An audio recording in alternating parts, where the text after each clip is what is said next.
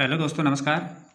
आज है 21 जुलाई और हम 21 जुलाई से बनने वाले करंट अफेयर की क्वेश्चनों पर डिस्कस करने वाले हैं। अगर आप हमारे चैनल पर नए हैं तो हमारे चैनल को सब्सक्राइब करें, वीडियो को लाइक करें, शेयर करें और कमेंट करें। चलिए आज के पहले क्वेश्चन की शुरुआत करते हैं। आज का पहला क्वेश्चन है कि हाल ही में केंद्र सरकार ने कितने उच्च न्यायालयों के न्यायाधीशों के स्थानांतरण की अधिसूचना जारी की है। हाल ही में केंद्र सरकार ने कितने उच्च न्यायाधीशों के स्थानांतरण की अधिसूचना जारी की है। तो ये की है 18 की। 18 उच्च न्यायालयों के न्यायाधीशों के स्थानांतरण की अधिसूचना जारी की गई है। केंद्र सरकार ने विभिन्न राज्यों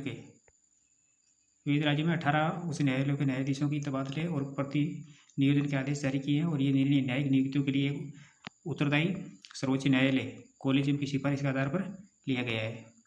न्यायाधीशों के स्थानांतरण की प्रक्रिया संविधान के अनुच्छेद 222 के तहत की जाती है। किस अनुच्छेद के तहत? अनुच्छेद 222 के तहत। अब इस पहल का मुख्य उद्देश्य है कि न्यायिक निष्पक्षता, कार्य क्षमता और निष्कलंकता को सुनिश्चित करना है और न्यायाधीशों के परस्पर स्थानांतरण कर कानूनी विशेषज्ञ का आदान प्रदान करना है और पूरे देश में एक समरस न्यायिक संस्कृति को बढ़ावा देना है। प्रमुख स्थानांतरणों में दिल्ली, बॉम्बे, मद्रास, कर्नाटक उच्च न्यायालयों के बीच न्यायाधीशों की अदला बदली शामिल है। नेक्स्ट क्वेश्चन है कि हाल ही में यूलिया स्विरिडेंको किस देश की नई प्रधानमंत्री बनी है।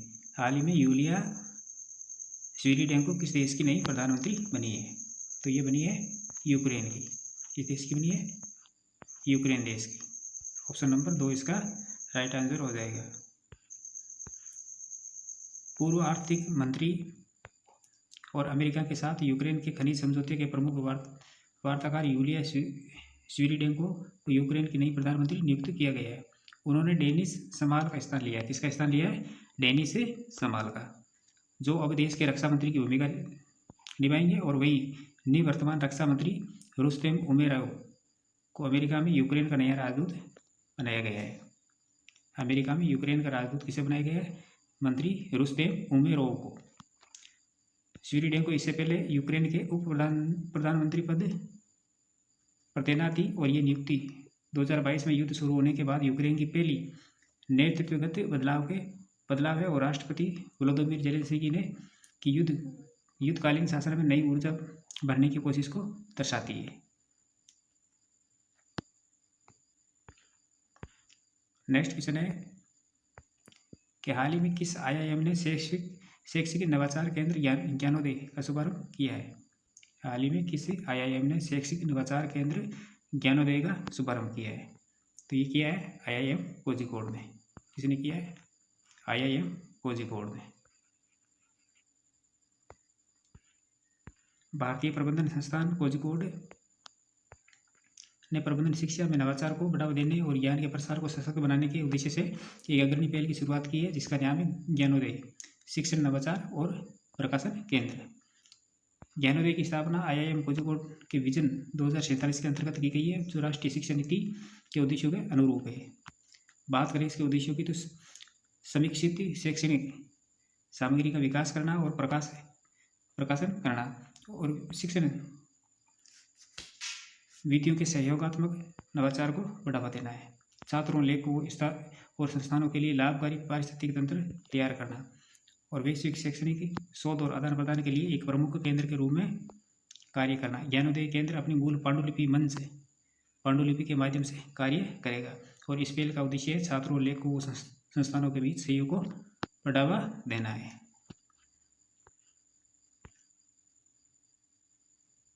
नेक्स्ट क्वेश्चन है कि हाल ही में 57वें इंटरनेशनल केमिस्ट्री ओलंपियाड में भारत ने कौन सा स्थान हासिल किया है। हाल ही में 57वें इंटरनेशनल केमिस्ट्री ओलंपियाड में भारत ने कौन सा स्थान हासिल किया है।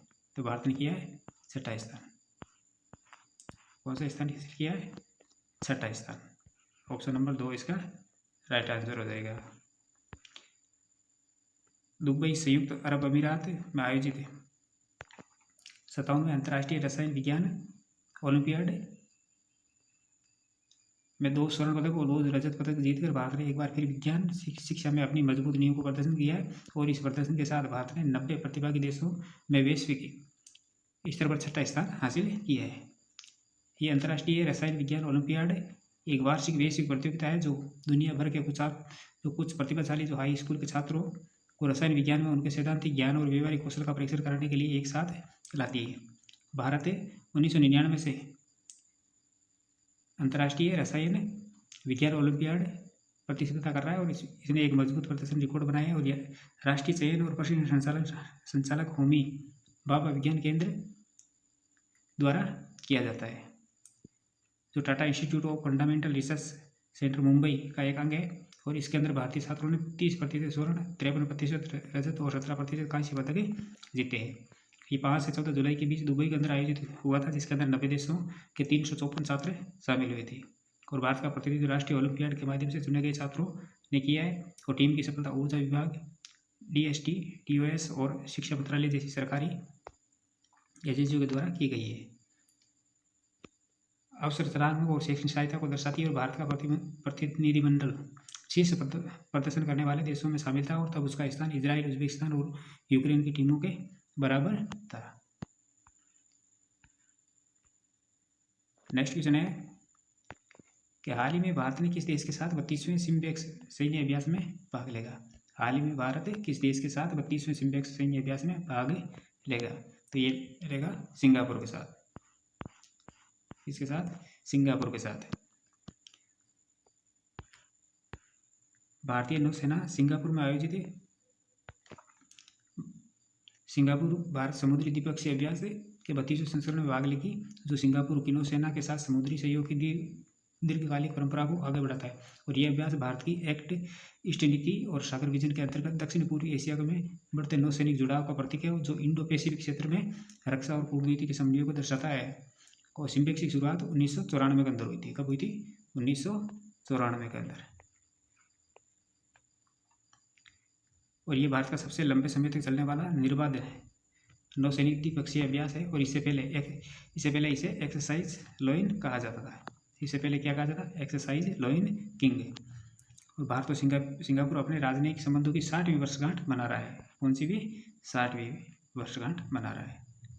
भारतीय नौसेना का दल INS दिल्ली, INS सतपुड़ा और INS किल्टन, INS शक्ति जैसे अत्याधुनिक स्वदेशी युद्धपोतों के साथ भाग लेगा। और ये सभी पोत गहरे समुद्र में अभियानों के लिए नवीनतम तकनीकों से सुसज्जित थे। अभ्यास में सर्च एंड रेस्क्यू, खतरे की प्रतिक्रिया, जटिल समुद्री परिस्थितियों में संचार अभ्यास भी शामिल है। और सिम्बेक्स 2025 एशियन भारत समुद्री अभ्यास 2023 की सफलता के बाद भारत के बहुपक्षीय समुद्री जुड़ाव को और विस्तार करता है।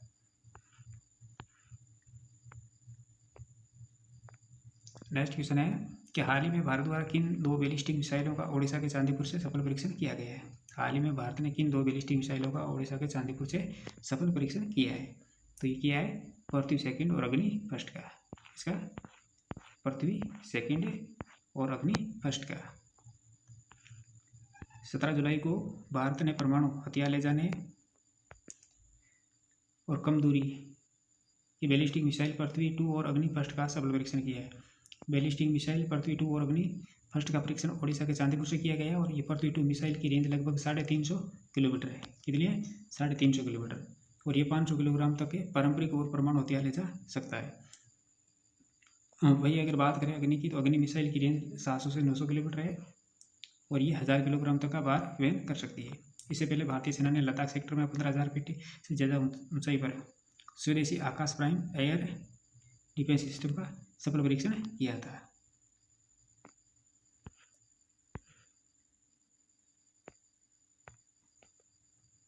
हाल ही में महिलाओं के स्वास्थ्य और कल्याण को बढ़ावा देने के लिए महिला आरोग्य कक्ष का उद्घाटन कहाँ किया गया है। हाल ही में महिलाओं के स्वास्थ्य और कल्याण को बढ़ावा देने के लिए महिला आरोग्य कक्ष का उद्घाटन कहाँ किया गया है। तो ये किया गया है दिल्ली के अंदर। कहाँ किया गया है? दिल्ली में। महिला और स्वास्थ्य कल्याण को सरकारी कार्यस्थलों पर बढ़ावा देने की दिशा में एक अग्रणी कदम उठाते हुए विधि और न्याय मंत्रालय के अधीन विधिक कार्य विभाग ने नई दिल्ली स्थित शास्त्री भवन में महिला आरोग्य कक्ष का उद्घाटन किया है। और यह अपने तरह का पहला फिटनेस और वेलनेस स्पेस है, जिसे विशेष रूप से महिला कर्मचारियों के लिए तैयार किया गया है। और इस पहल के तहत पुराने गैराज को रूपांतरित कर एक समर्पित स्वास्थ्य सुविधा गृह में विकसित किया गया है, जो महिलाओं के लिए शारीरिक और मानसिक स्वास्थ्य का संवर्धन करता है।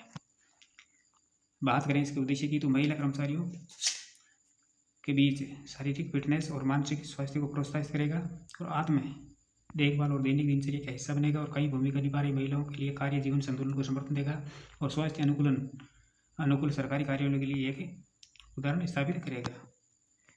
बात करें इसकी मुख्य विशेषताओं की तो ये केवल महिलाओं के लिए डिजाइन किया गया है, पूर्ण रूप से सुसज्जित व्यायाम कक्ष है और स्तनपान कराने वाली माताओं के लिए एक निजी कक्ष है और पुराने गैराज को पुनः उपयोग कर विकसित किया गया है और विधि कार्य विभाग विधि और न्याय मंत्रालय के द्वारा इसे वापस प्रतिबंधित किया गया है।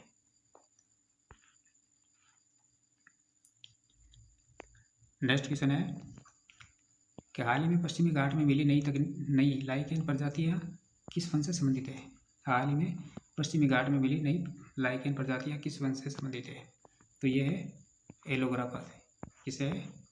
एलोग्राफा से।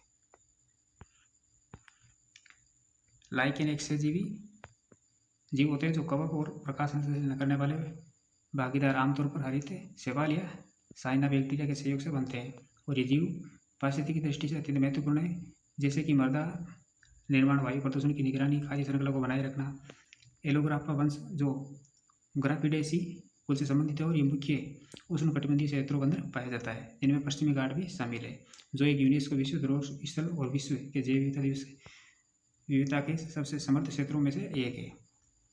MACS आधार अनुसंधान संस्थान पुणे के वैज्ञानिकों द्वारा एलोग्राफा एपिलोसोरेडिया की खोज की है, जो भारत में मोलिस्कुलर जैसे पुष्टि प्राप्त करने वाली पहली एलोग्राफा प्रजाति है।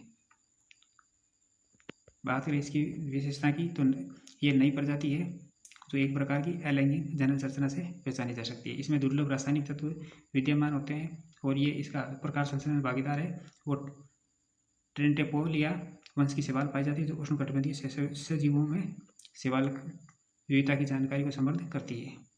आधिकारिक रूप से ग्राफिक्स ग्लूसेंसेज से मिलती जुलती, परंतु आनुवंशिक रूप से ये एलोग्राफा एक्सेंथोस्पोरा से संबंधित है, जो ग्राफिडेसी परिवार के कार्मिक विकास पर नए सवाल खड़े करता है।